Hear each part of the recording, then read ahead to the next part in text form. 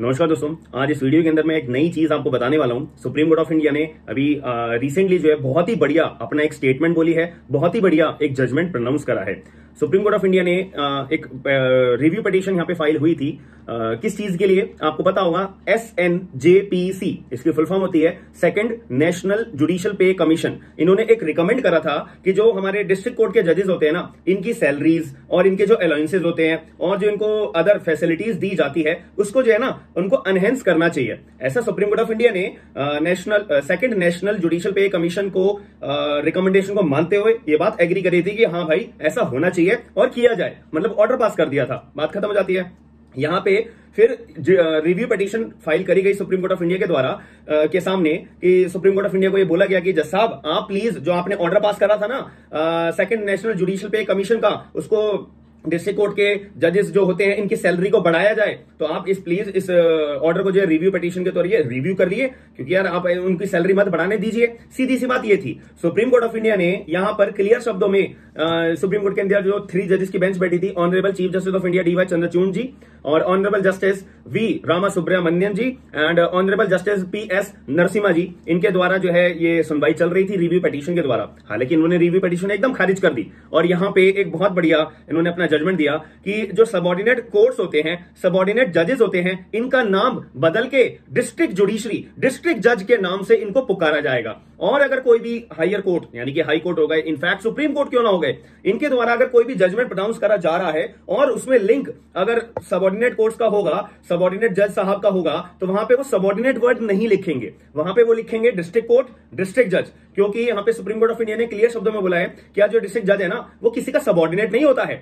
Subordinate in the sense कब नहीं होता है कि जब वो अपने जुरिडिक्शन को एक्सरसाइज कर रहे होंगे, डिस्ट्रिक्ट जज साहब जब अपने जुरिडिक्शन को एक्सरसाइज कर रहे होते हैं, टेरिटोरियल की बात करी जाए या पेक्यूनरी जुरिडिक्शन की बात करी जाए या सब्जेक्ट मैटर के जुरिडिक्शन के बारे में बात करी जाए। आपको पता होगा एज अ लॉ स्टूडेंट अगर आप हो या लॉयर हो या एडवोकेट हो, आपको पता होगा ना हमारे भारत के अंदर केवल 3 तरह की जुरिडिक्शन होती है, एक तो टेरिटोरियल, एक पेक्यूनरी और एक हमारा सब्जेक्ट मैटर। टेरिटोरियल हमारी आती है कि आपका एरिया, दायरा कितना है, कितने दायरे के अंदर अंदर आपका जो एरिया कवर अप होता है। पेक्यूनरी, कितने रुपए का अमाउंट आप अपने पास सुनवाई करने लायक होते हो। जैसे दिल्ली की बात करें तो डिस्ट्रिक्ट जज के पास 2 करोड़ रुपए तक का मुद्दे की सुनवाई हो सकती है। जैसे 2 करोड़ 1 रुपया अगर कोई भी मैटर हो जाता है या 2 करोड़ भी एक्चुअल में हो जाता है, वो सीधा केस कहां जाता है, हाई कोर्ट के पास जाता है। इसको हम बोलते हैं पेक्यूनरी जुरिडिक्शन। सब्जेक्ट मैटर आता है कि यहां पे जो सब्जेक्ट मैटर है, मतलब कि मान लेते हैं सिविल केस है, सिविल में भी हजारों तरीके के केस होते हैं, लेकिन क्या डिस्ट्रिक्ट जज उन हजारों सिविल केसेस में से कौन कौन से मुद्दे की सुनवाई कर सकता है, इसको बोलते हैं सब्जेक्ट मैटर। तो ये 3 तरह का जुरिडिक्शन होता है। तो ऑनरेबल हमारे जो 3 जजेस bench of the supreme court की यहां पे बैठी थी रिव्यू पिटीशन को सुनने के लिए। सेकंड नेशनल जुडिशियल पे कमीशन का जो रेफरेंस दिया गया था, रिकमेंड करा गया था और सुप्रीम कोर्ट ने पहले ऑर्डर भी पास करा था, तो वो खारिज करने के लिए या चेंज करने के लिए रिव्यू पिटीशन फाइल करी गई थी। सुप्रीम कोर्ट ऑफ इंडिया ने खारिज कर दी। नहीं भाई, यहां पे एनहेंस होगी सैलरी डिस्ट्रिक्ट जजेस की, होगी, याद रखिएगा। तो यहां पे सुप्रीम कोर्ट ने बोला था कि भाई जो सबऑर्डिनेट जज तुम बोलते हो तो उनको सबऑर्डिनेट बोलो, क्यों मत बोलो। क्यों? क्योंकि वो उनके पास भी अपना जुरिडिक्शन है ट्राई करने के लिए, किसी के सबऑर्डिनेट नहीं है कि ऊपर वाली अदालत कुछ बोलेगी तो ही मैं अपना डिस्ट्रिक्ट जज होने के नाते अपने मैटर की सुनवाई करूंगा। तो उनके पास सबऑर्डिनेशन का इस दायरे के अंदर जो है कामकाज करने का कोई भी लिमिटेशन नहीं है, कोई भी बाउंडेशन नहीं है। उनके ऊपर जो पावर है वो पूरे खुले तौर पे पावर अपना प्ले करेंगे एज अ डिस्ट्रिक्ट जज के तौर पे, इंडिपेंडेंटली वो अपनी पावर्स को एक्सरसाइज करेंगे इंसाफ दिलाने के लिए। सुप्रीम कोर्ट ने एक बात और बोली है कि जो हाई कोर्ट होते हैं और जो हमारे डिस्ट्रिक्ट कोर्ट होते हैं, इनका काम ही यही है इंसाफ दिलाना। हालांकि अगर हम बात करें जो हमारे डिस्ट्रिक्ट कोर्ट होते हैं वो हमारे कोर्ट ऑफ फैक्ट्स के तौर पे ट्रीट करे जाते हैं, लेकिन अगर मैं हाई कोर्ट की बात करूं और अपना सुप्रीम कोर्ट ऑफ इंडिया की बात करूं, ये कोर्ट ऑफ लॉ के अंदर माने जाते हैं। इन दोनों के अंदर का अंतर से केवल और केवल इतना सा होता है, कोर्ट ऑफ फैक्ट्स के अंदर क्या मतलब क्या बात आती है कि अगर कोई कानून के अंदर बात गलत लिखी हुई है ना, तो जो डिस्ट्रिक्ट कोर्ट है उसके पास कोई अथॉरिटी नहीं होती है कि वो कानून के अंदर लिखी हुई बात को उल्लंघन करते हुए, मतलब अपना दायरा बढ़ाते हुए अपनी कोई एक प्रेसिडेंट बना सके। नहीं, ये पावर केवल हाई कोर्ट के पास है और सुप्रीम कोर्ट ऑफ इंडिया के पास है, बिकॉज वो कोर्ट ऑफ लॉ है और डिस्ट्रिक्ट कोर्ट हमारा कोर्ट ऑफ फैक्ट्स है, याद रखिएगा।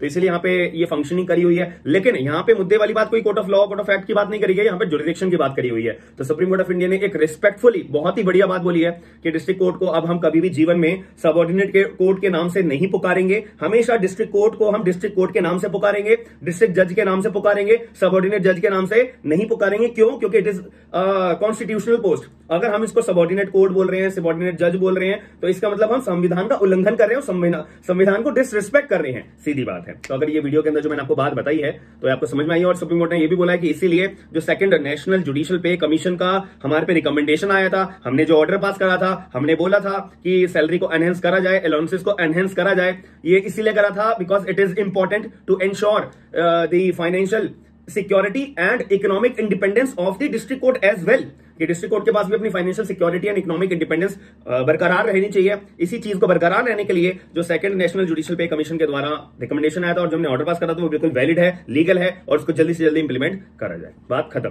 तो अगर वीडियो के अंदर, और यहाँ पे मैं आपको केस भी बता देता हूँ, ऑल इंडिया जजेस एसोसिएशन के द्वारा यहाँ पे ये केस फाइल करा गया था, और ऑल इंडिया जजेस association versus union of India and others, जो सुप्रीम कोर्ट अपना जजमेंट पास करा था। तो जो वीडियो के अंदर मैंने आपको जानकारी दी है, इट इज मोस्ट इंपॉर्टेंट, याद रखिएगा, ये केस आपके एग्जाम्स के अंदर भी जरूर आएगा, याद रखना।